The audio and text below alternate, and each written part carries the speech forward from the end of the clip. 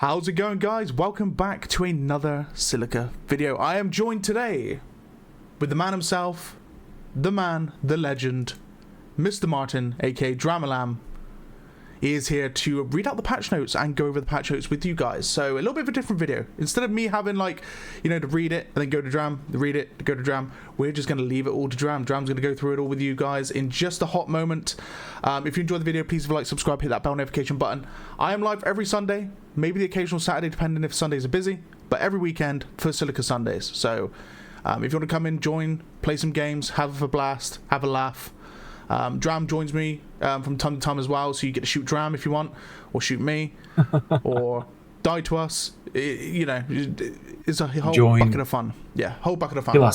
Kill us, and yes, occasionally there's a sneak peek or two. Yes, and occasionally there's a sneak peek or two.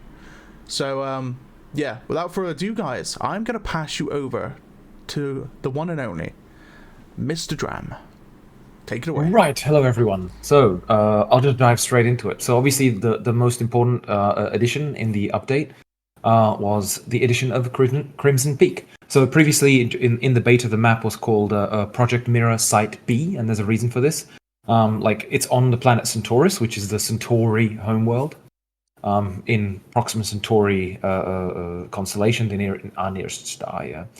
And basically, it is a location, and I'll read the lore for this specifically, is concealed within the southern tablelands. Crimson Peak is the secondary site for Project Mirror, the highly classified Volturium seeding operation on the Centauri homeworld. Yeah, and in fact, we're going to be playing on it eventually. So I'll just, I think that nothing more needs to be said about Crimson Peak, apart from the fact that it is, like Centaurus itself was completely lifeless until people got there. And yeah, they planted trees, started a colony, and that's the state of the planet. Now, moving on, we have AI. So fixed AI better aims at targets, for example, scorpion misses. So this was one which we fixed, in fact, during the dev chat, which I do on occasion on the Discord. But basically, what was happening is that hover tanks were aiming at the weak points of the units. That was their primary target always, because they want to do maximum damage. And the problem with that is that the scorpions, that its weak point is on its tail, so when it was shooting, it would be moving like this, and it'd be very difficult to hit. So what would often happen is the hover tanks would just often miss. So now they better evaluate which target to be shooting at, or like which specific collider to be shooting at. Shooting at the weak point if they can, like if it makes sense. But in the case of a scorpion, for example, they'll prefer to shoot at the body. Yeah. So that's just that better evaluation of which target to aim at. Now, moving on, we have the UI. So we have and this is this stuff by Mr. Voitiman. Added winner notification at the end of Siege, and also added upcoming resources shown in UI for Siege. So these are the first one is at the end of Siege. It says who won. Right. That was just a minor thing. It's still not final. None of this stuff, of course, at the end when a strategy match finishes and whatnot, it's just very basic. It's just restarting. It barely says that you won. So this at least tells you won. Eventually, this will be in all game modes, of course. And the upcoming resources, it says how many resources you will receive in the next and in how long. So that's just a minor addition there. Then changed. Objectives are now in yellow, both in map and in the list for Siege. Previously they were in, I believe, black on the, you had objectives on the right-hand side.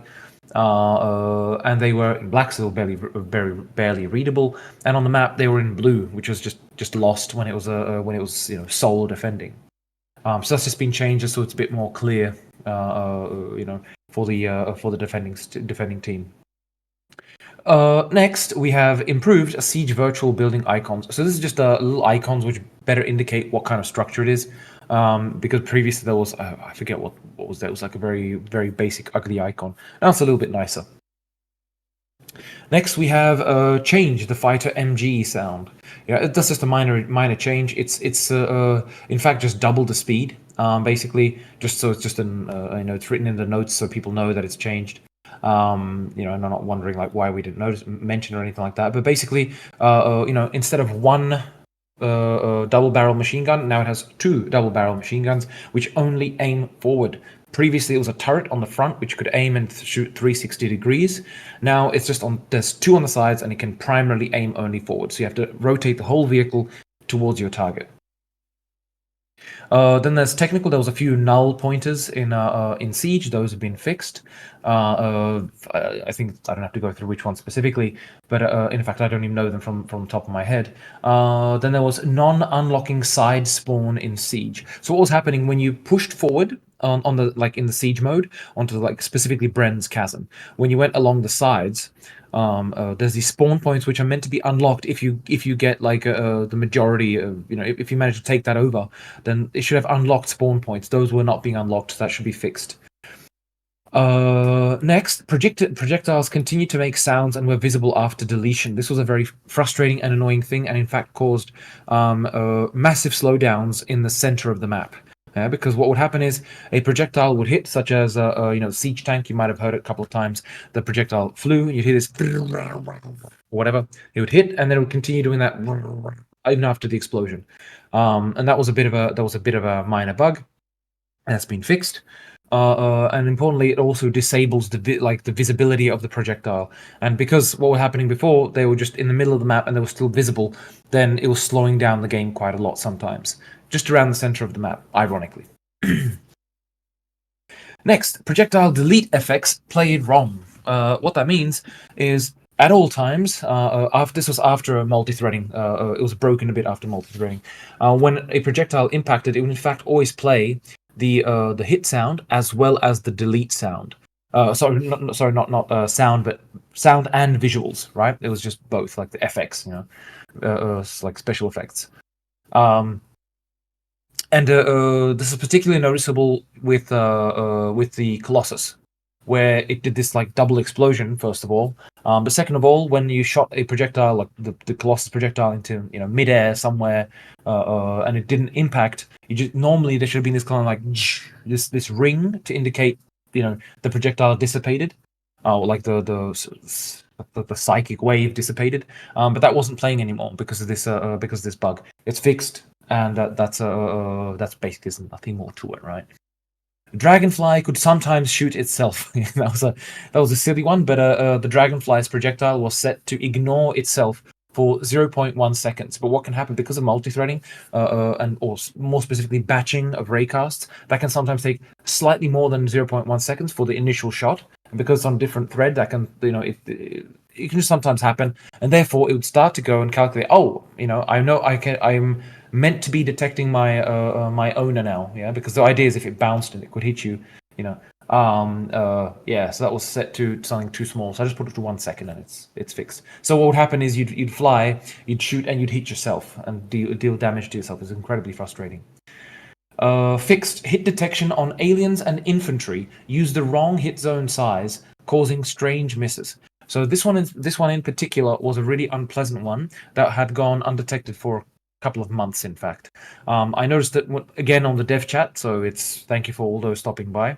But what was happening is you had the Defiler, for example, you had its body collider, and under it you had its head here, because you got the body and the head on the Defiler, and then all the tentacles down below. And that the algorithm was a bit broken, and that collider was not being calculated as, because there's for multi-threading and for thing, we actually used virtual colliders, right? So instead of having the actual colliders and they're calculated on the physics, like in the physics engine, we took the colliders which were set up, just stored the information of their position, rotation, and size and whatever, and we disabled them. Right, this has a massive performance improvement, but of course, if something gets messed up, well, it's very difficult to detect. And that was what was happening here. Was the algorithm wasn't taking the square of the radius in the distance check, and what was happening, it was early rejecting a lot of the shots. So when you would shoot, and this is let's say the collider of the body, and this is where I noticed it. I had a railgun tank shoot at a Defiler, and it would pass straight through the body, just above its head and just below, it should have hit the body, but it passed directly above its head. And this was because it detected it calculated, it's out of the actual the radius, and so it thought it was smaller than it should have been. A minor fix of really, literally two-word fix, let's say, and yeah, but how much of a difference it makes, eh?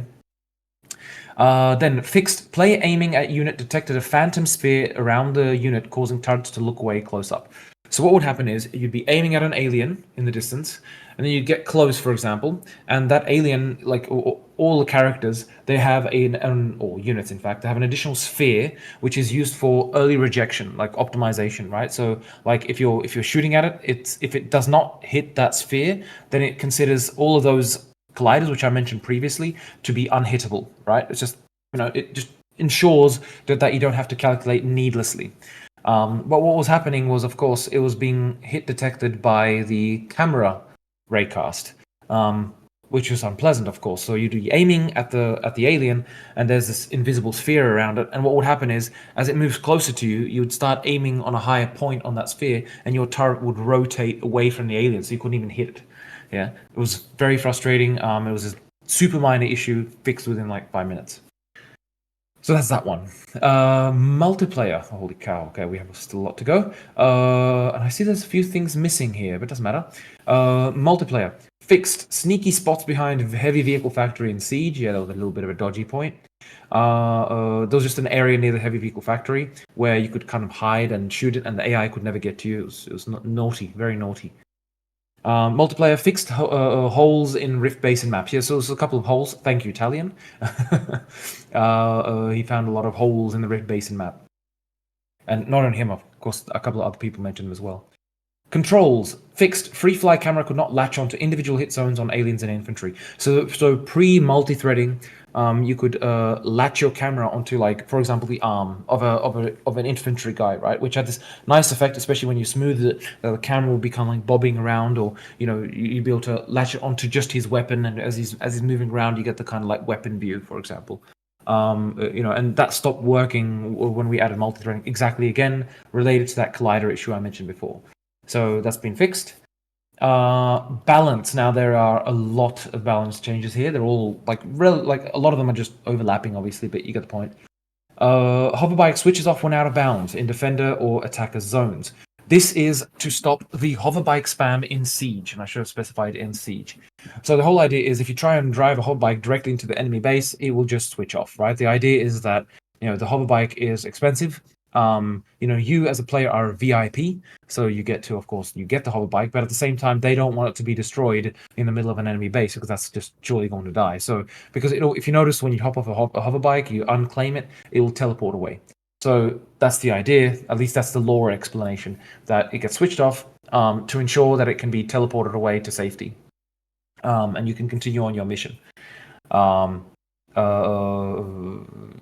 that's basically that. But in reality, it's mainly to address the issue of in Siege, people just like spawn, jump on a hoverbike, fly into the enemy base, either defender or attacker zone, and start causing annoying damage, and it just was breaking the game mode in general. So that addresses that. Next, added air vehicle turbo thrust engage time and cooldown time. This is one of the things to address one of the real pain points regarding the fighter. Yeah, that was particularly unpleasant, and also with the gunship. So the whole idea was that with those two you could just thrust forever, and it was just way too insane. Not very fitting for the game. And it was never meant to be like that. It was just not finished, basically. So finished now, and basically it takes about half a second or 1 second for the heavier vehicles to kind of engage the thrusters, and then it can go for some time, right? So you can't thrust forever anymore, and then it has to cool down, right? That's just to ensure that aliens can catch up and that you can't go and abuse it to infinity and beyond. So that addresses a lot of the one of the major pain points, which was, of course, the fighter. Next, air vehicle may not fire weapons while turbo thrusting. So this was a bit more of a contentious one, but the whole idea was that when you're redirecting all power to the engines, you shouldn't be shooting and so on. This was also to avoid the situation where, for example, in a gunship, you saw a dragonfly or a wasp coming behind you, so you'd start turbo thrusting away, using the afterburners, and at the same time would hold free look, rotate with the Gatling, and shoot down that dragonfly. It was particularly, it wasn't particularly good gameplay, shall we say. for both sides. So that just ensures that you can't shoot while turbo thrusting. These things can change slightly. Okay, I'd like to clarify this.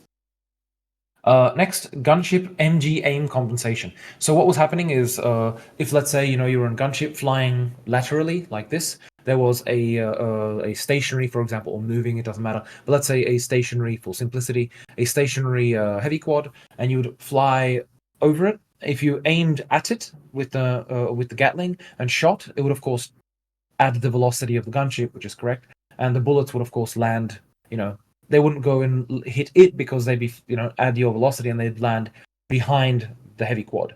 And what I do now is I just use the same aim compensation as the AI, and therefore it doesn't aim at it, but it aims at it minus a certain thing, like minus your velocity. So it aims over here, related to distance, etc., etc., etc. But basically, in effect, you can aim at the vehicle, and that's what you're going to hit.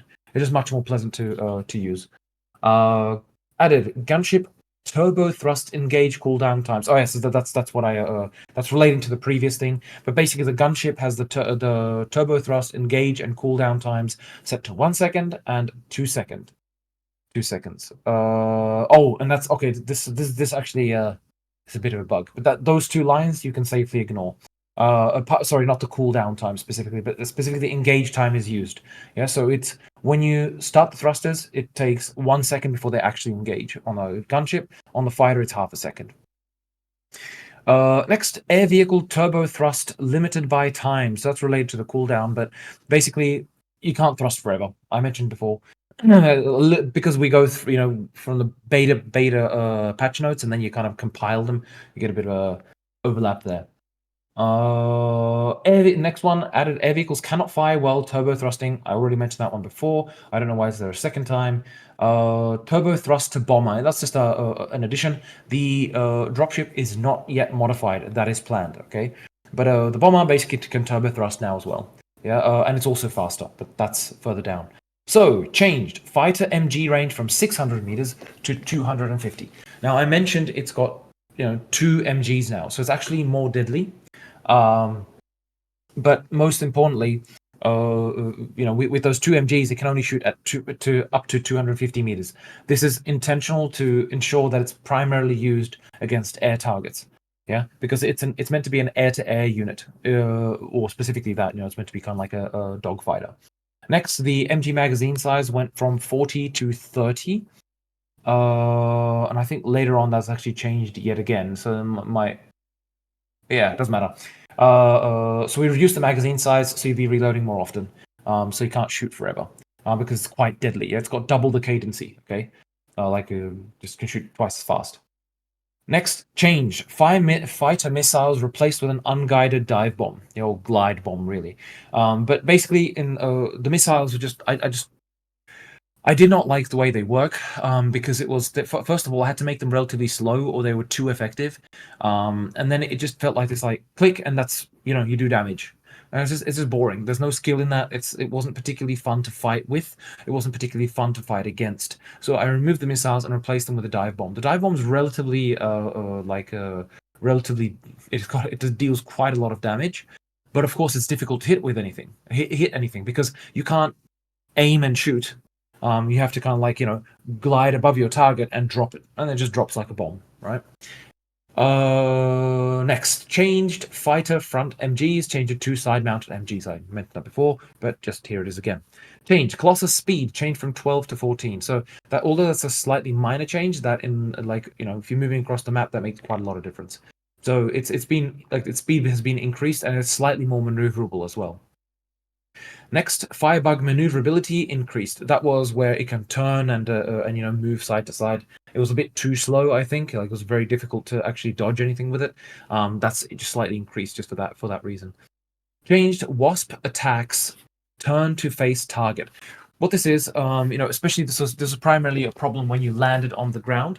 You'd see a soldier standing here, you'd land on the ground, and when you press attack, it would just attack in the direction you're facing. And I changed it so it does what the crab does. So when you press attack, it faces the target, and then it attacks, right?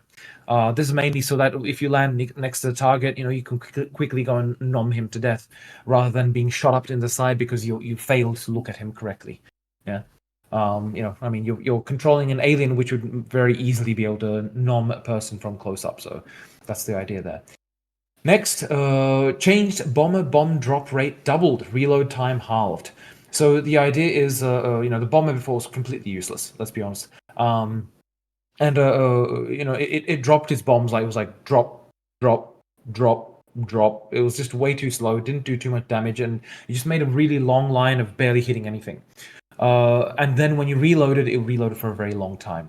So I halved the reload time to what felt correct for such a unit, and at the same time doubled the drop rate. The damage is unchanged in this regard, but it just means that it's significantly more deadly. At the same time, it's still it's still quite easy to destroy the bomber. Its speed has also increased. That's the next point. Its speed has also increased from 30 to 35 meters a second. That just makes a slightly it makes a slight difference. What's not mentioned here also is that it's slightly more maneuverable, so it actually accelerates a little faster as well. So it's not so extremely lumbering and all this kind of stuff.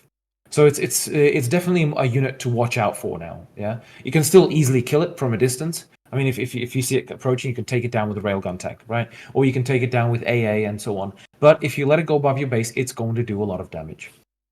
Next, fighter levels out if not moving forward. This was one of the contentious issues where, if there was a target here, the fighter would kind of go and slow down and then shoot just from above and just stay facing the target. And it felt quite ridiculous, especially given the design and the way the fighter moves. So what we did was we basically made it so that if you're moving too slow, so that means if you're only strafing or moving backwards, it will level out. Yeah, that can actually be useful sometimes, but most of the time it isn't. It's just literally meant for balancing reasons. Yeah, it's just that because the vehicle is meant to be more of a forward moving one, but at the same time we want to keep the support for hovering, because one of the suggestions was to have it like constantly moving forward. I don't like that because first of all it complicates AI. Second of all, it also makes it much less kind of like manageable. Yeah, sometimes you do want to kind of like wait for someone or whatever. You have to keep doing the circles and whatnot. But primarily, it was mainly about the AI. I wanted to keep things like relatively simple. So basically, if you're not moving forward, then you're going to be just flat, which means you can't aim down. Yeah, the guns can't aim down much, like I mentioned before. You can still drop bombs, but the bomb. I mean, it takes quite a while to reload. Where was I? Where was I? Over here. Okay, gunship speed from 25 to 30 meters per second. So the gunship default speed, so non-thrusting speed, like non-afterburn speed, is increased by 1/5. That makes quite a difference. I'd like to mention that a wasp still flies at 35 meters a second. Yeah, so a wasp still can catch up with it at that kind of a speed, but its turbo speed, or afterburn speed, has been increased from 40 meters per second to 50 meters per second. So by a quarter, and that makes quite a difference because the dragonfly, from memory, flies at 40 meters per second. So you can outrun a dragonfly, but obviously not for infinity because it's a limited thrust time. And of course, again, before someone jumps onto this and says, "Oh my God, this is terrible," whatever, these things are of course subject to change. Okay, so we try this, see how it goes, and we can change it again. Next, Scorpion health dropped from 12,000 to 9,000. Before, the Scorpion was just way too tanky. You hit it with a lot of damage, and it just kept like, just give me more, So yeah, it won't be able to take as much. And its shot damage was reduced from 500 to 400. It's little blobs, they were a little bit too effective, so we reduced that as well. But more importantly, the quantum cortex health has gone from 10,000 to 50,000, so it's increased by 5 times. That is a massive amount, of course, but it's just to reflect how much of a problem it really was. It was just way too easy to kill. That this is I should have changed this ages ago, fair enough, but so you don't have to leave a Goliath on top of your quantum cortex anymore. That was what a lot of people did. Next, the Thorn Spire shot damage has changed from 100 to 300. No one ever used a Thorn Spire because they considered it useless. It's fixed. Before it was either not detecting targets properly, or the shots would bounce, so no one ever used a Thorn Spire. That has changed now. So a Thorn Spire is significantly more dangerous. It's actually quite good at AA as well. But of course, the Hive Spire is still much more effective AA. Defiler swarm damage from 1,200 to 800. So before the Defiler individual swarms, and that was when you would shot like 5 or 6 of them, and they would swarm in on the target. Then each of those would do 1,200 damage. It was a bit too much, and we dropped it to 800. But because the Defiler was already quite deadly when it actually like got within range to shoot you. But we also, and this is a very important change. Everyone asked for the Defiler to change speed, like to get a bit faster because it was way too slow relative to its health and so on. So we changed it from 12 to 20 meters a second. So it's a significant change, almost double, and it makes a big difference in the gameplay. So the Defiler can move now almost double the speed, and it's quite deadly. But it's because of its size, it can still be taken out relatively easily, if not protected. Next, we removed the Goliath's underbelly weak point. Yeah, that was being abused by the AI way too much. The AI was shooting at it as tanks were shooting at it. They couldn't hit it. It was causing problems. Machine guns were trying to shoot it, but they wouldn't do crap all. But infantry, they were way too effective against it. The Goliath was in a rather unpleasant point where it was just a bit too strong. Not too strong. Sorry, too weak. So we decided to remove the underbelly weak point.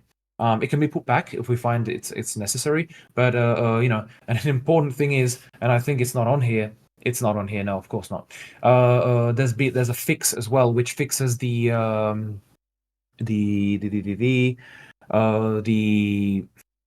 it just completely left me. The damage modifiers. Yeah, they've been fixed because previously, if you shot a rocket under the Goliath, it would always hit that weak point and do a massive amount of damage. So now that's fixed as well. So explosives do explosion damage, and they doesn't always hit just the weak point, which is always preferred. Yeah. So the Goliath is much more dangerous now too because of that. But it's available much later as well. And lastly, increased max targeting distance of units. So a lot of the sensors were capped to like 300 meters. Now they've been increased to like about 600 meters. Some of the long range ones went from 600 meters to 1,000 meters. So you get much more long distance engagement ranges. These are still limited by the distance at which their actual projectiles can travel. So if your gun can't fire to 600 meters, it's only going to engage at the maximum range. And I believe those are the notes. So I'll pass word back to Mr. Lycan. Yes, thank you for that, Mr. Dram. Very much appreciated. Giving all the little cheeky explainers with it as well, and letting us know of any discrepancies or anything in the notes themselves, which you have done. So thank you very much. Thank you very much. No problem. So for the rest of the video, we're not actually going to be showing off the map on this video, and that's because I've got something planned for a different video. So if you want to see the map firsthand, you can jump into it now. You can go onto it. It's on the game itself. Or if you want to see it firsthand, you can come and join us on Silica Sundays. We're going to be playing on Centaurus, the Moor. We're going to be playing Siege mode, all the newest stuff on Silica. And if you want to jump in to play a few games with us, then you're more welcome to as well. That being said, thank you very much for joining us, guys. Thank you, Dram, for the patches, as per usual, and thank you for reading them out and explaining them for us. Guys, I'm very sorry. I'm very sorry for interrupting you. There's one point which was accidentally left out, and it's related to Siege, and that is that added personal resources system to Siege. Yeah, so I don't want to leave out Voiteman's change. So you get personal resources in Siege, and also added possibility to buy vehicles using personal resources in Siege. So now there's a point where you can actually go and buy vehicles for personal resources, which you get over time and with kills and so on. So I just wanted to add that one because and that's going to lead me to ask a question. Is that going to be implemented into strategy? Of course, yes. Voiteman, put it into his game mode for testing. It was a nice little thing he decided to do. And of course, I want to reflect that into strategy eventually as well. Mm-hmm. So 100%, it'll be in strategy as well. The system is meant to be like it is. I asked him specifically, and yes, it is universally written, so it will be added eventually. Okay, cool. Well, there you go, guys. Nice little bit of sneakiness added right at the end of the video. Anyway, guys, thank you very much for joining. Thank you very much, Dram, for giving us that information as well. Guys, My I pleasure. will see you in the next video. Peace out. Remember, join on Silica Sundays. Okay, guys.